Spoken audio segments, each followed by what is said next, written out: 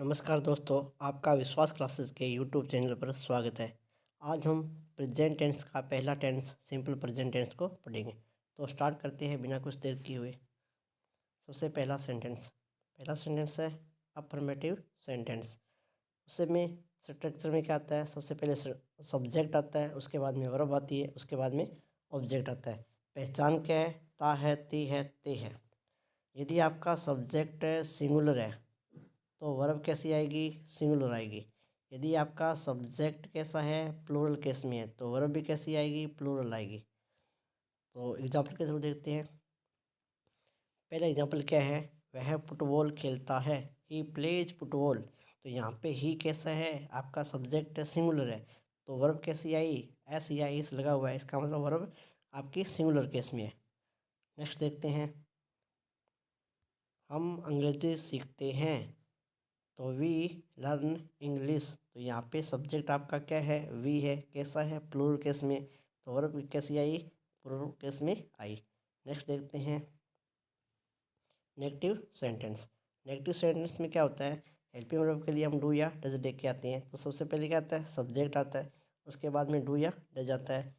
Third position होती है note की, उसके बाद में वर्ब हमेशा फर्स्ट फॉर्म में आएगी और ऑब्जेक्ट आएगा। तो एग्जाम्पल के थ्रू देखते हैं। जैसे एग्जाम्पल में क्या है?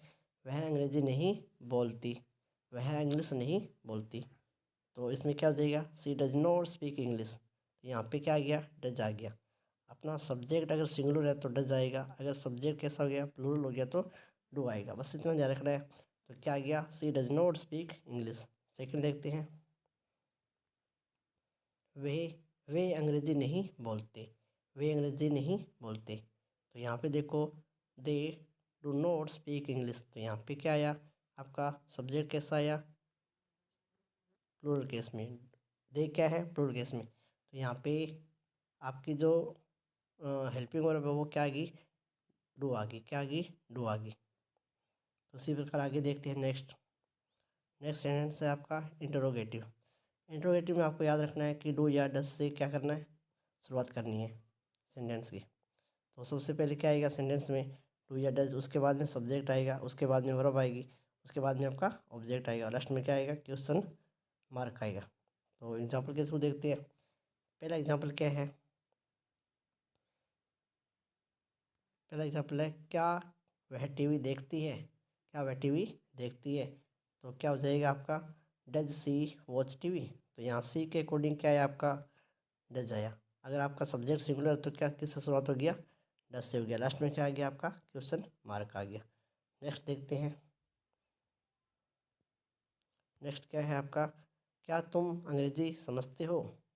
क्या तुम अंग्रेजी समझते हो? Do you understand English?